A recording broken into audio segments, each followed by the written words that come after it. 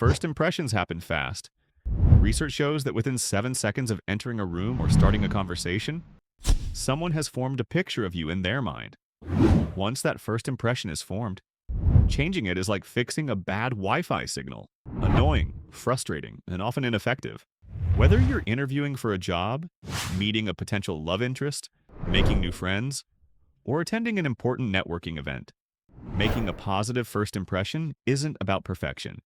It's about making others feel comfortable, find you interesting, and most importantly, want to see you again. To achieve this, you don't have to act. Instead, learn how to leverage these proven tips from psychology and behavioral science to make an impression naturally, effectively, and sustainably. Before you even open your mouth, people sense your energy. Confidence is the first thing they see, even before you say hello. The way you stand, the way you walk, and the expression on your face send powerful signals about who you are. Want to project confidence? Instantly stand up straight.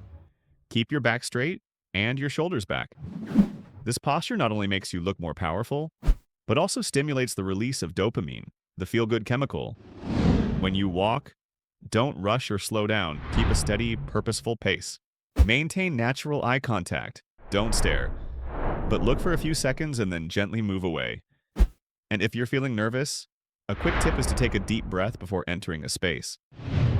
This slows your heart rate, reduces stress, and makes you appear calmer. A super effective trick. Do a power pose for 2 minutes before meeting someone. Stand with your feet shoulder width apart, hands on hips like Superman, and breathe deeply. Research shows that this action reduces the stress hormone cortisol and increases the confidence hormone testosterone. First impressions are not only created by the confidence or posture you present when you enter a room, but also depend a lot on how you make others feel when you are around them. People don't always remember what you say, but they will remember how you make them feel. After that first moment, with your steady gait, steady breathing, and confident gaze, the next thing that determines the connection is the feeling you bring to the other person. One of the most powerful ways to make a good impression is to make them feel that they are truly noticed, that they matter in your presence. This starts with saying their name at EXO. A simple greeting like "nice to meet you." Alex is much more powerful than just "nice to meet you."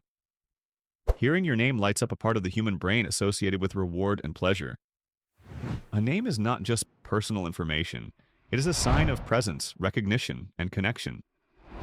When you use someone's name correctly, naturally and sincerely, they feel remembered, cared for, and that creates a powerful sense of well-being. Real presence is not just about words, but also about your eyes, your attention, and your demeanor.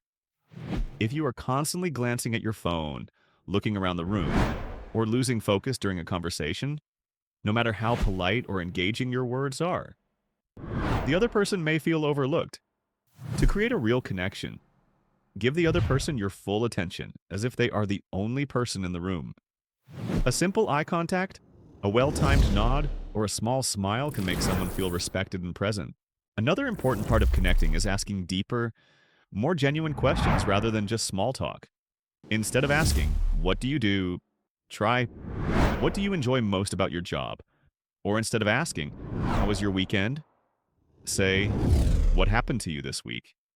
These questions make the conversation more natural, personal, and open, creating a deeper emotional connection between the two of you. To make someone feel like you're really listening, you need to do more than just be quiet when they're talking. True listening is about responding, about showing that you're absorbing what they're saying. A slight nod, a follow-up question, or repeating keywords they've just used, like Japan. "That was great. What impressed you the most about being there?" are all ways to show you're paying full attention.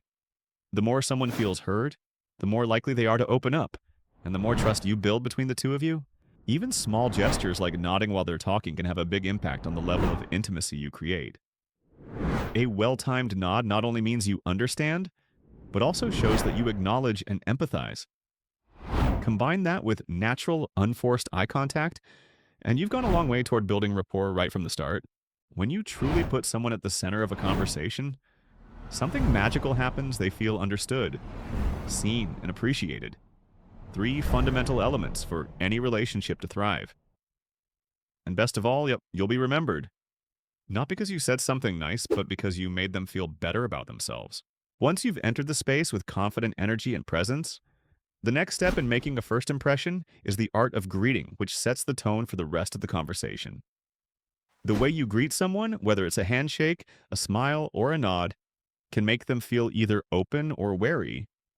And the interesting thing is, these seemingly simple gestures have a surprisingly profound psychological power. When you shake someone's hand, it's more than just a physical contact, it's a ritual of communication, an initial sign of trust, a firm handshake, not too strong to be uncomfortable, but not limp either, lasting about 2 to 3 seconds. While maintaining eye contact and offering a slight smile will instantly convey that you are trustworthy, sincere, and confident. A weak or too long handshake, on the other hand, can come across as insecure or awkward, even if you don't mean it that way. However, in many everyday situations, a confident nod or a genuine smile is often more appropriate. For example, when meeting an old friend at a coffee shop or being introduced to someone at a cocktail party, you don't necessarily need to extend your hand. A bright eye contact, a friendly smile, and a full presence are enough to open the door to connection.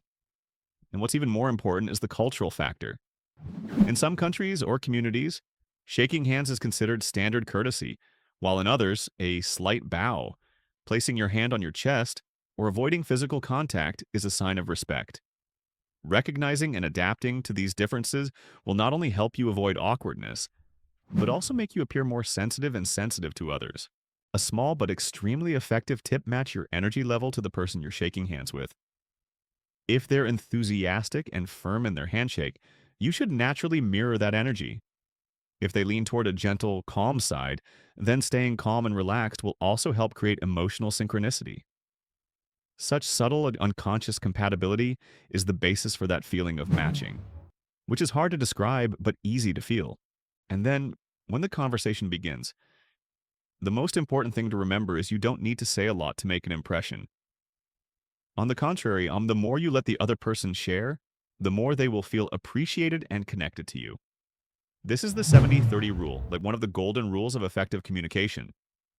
Accordingly, Juanu, you should only talk about 30% of the time, and use the remaining 70% to listen actively, ask open-ended questions, pique their interest, and then let them tell their story. While listening, don't just stay silent. Show that you are really interested by nodding, raising your eyebrows slightly, or repeating the main points they just shared as a way to confirm that you understand and empathize. For example, if they say, "I just had a trip to Japan," instead of just saying, "Oh, that's interesting," you can respond, "That was great. What impressed you the most in Japan?" Questions not only show that you're paying attention, but they also expand the depth of the conversation, allowing the other person to continue sharing feelings and experiences, something they'll remember about you long after the conversation ends. Another tip for building trust almost instantly is to incorporate a slight nod while the other person is speaking. This is a powerful nonverbal signal that helps the speaker feel heard, accepted, and thus more open. These small, gentle, yet sincere movements, when repeated naturally, create a deep sense of connection without the need for any fancy words or techniques. Clearly, creating a first impression is not just about what you say. Rather, it is about how you make the other person feel, how you present yourself, approach, greet, and care enough to really listen. These are the foundations for any relationship, whether it is a business relationship, a friendship, or a potential first meeting. While words may create content, it is body language that conveys emotion. Up to 93% of the messages you send in a conversation come from nonverbal factors. The way you stand, the way you use your hands, your eyes, your facial expressions, and even the distance between you and the other person. Therefore, if you want to touch the other person's emotions right from the first meeting, you cannot ignore the role of every small movement. Every gesture is a signal. If you control them properly, the other person will feel your sincerity, openness, and full presence.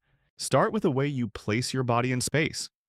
Don't cross your arms, put them in your pockets, or clench your fists. These seemingly harmless behaviors can easily make others feel that you are closed or reserved.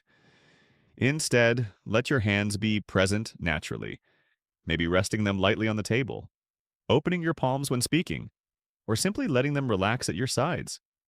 That's how you say, "I'm here, I'm ready to listen," without saying a word. When someone is speaking, leaning slightly toward them is more than just a polite reflex. It's a sign of attention and respect. It makes the other person feel noticed, valued, and more likely to open up. If you can match their body language, smile when they smile, nod when they nod, you're creating unconscious synchronicity. Interestingly, people feel more connected to those who express themselves in a similar way, even if they can't quite put their finger on why. Eye contact is also an important bridge. Eye contact builds trust, but only if it's done in a flexible and natural way. Looking into someone's eyes 60 to 70% of the time while you're speaking or listening is a good ratio to show interest without making them feel pressured. A gentle gaze combined with a small smile at the right time will make others feel safe around you, and that is the feeling that is the foundation of all good relationships. When a conversation ends, the last moment is often the one that others remember the most. So don't let it pass in silence or awkwardness. Leave a positive impression with a sincere thank you, a positive comment, or simply a positive energy statement like, "It was great talking to you. I hope we meet again." Such closings create a warm, pleasant ending and sometimes a premise for a future meeting. A good ending doesn't have to be grand, it just needs to be timely, emotional, and come from a place of genuine presence. Even if you're not sure you made a strong impression, walk away with confidence and ease. It's the feeling you leave behind, not what you say, that people will take away. But no matter how many techniques you employ, the most important thing is authenticity. The person you're talking to isn't expecting you to be perfect. They just want you to be a caring, attentive listener and truly present in the conversation. Don't try to create an edited version just to impress, because fakery, no matter how subtle, is still easy to sense. Meanwhile, sincerity always has a way of reaching out to others without trying too hard. If you often feel pressured during first meetings, try changing your perspective. Instead of asking, "Do they like me?" ask yourself, "Do I like them?" This question will take you out of the feeling of being judged and into a state of discovery, a state that makes you much more natural, open, and relatable. And after all that has been said, you may want to take a brief recap to remember. Walk in with a straight posture, open eyes, and a small smile. Use the other person's name. Find common ground and show genuine interest. Ask good questions. Listen more than you talk. Respond positively and keep your body open. When you leave, leave a sincere thank you, and most importantly, yourself. Try picking one behavior, one technique from the ones we talked about, and apply it in your next meeting. Even a small step, a glance, a smile at the right time, can make a big difference. And if you see a difference, keep developing those positive habits until they become second nature. Because at the end of the day, making a good impression isn't about acting well. It's about being authentically present at the right time and with the right people.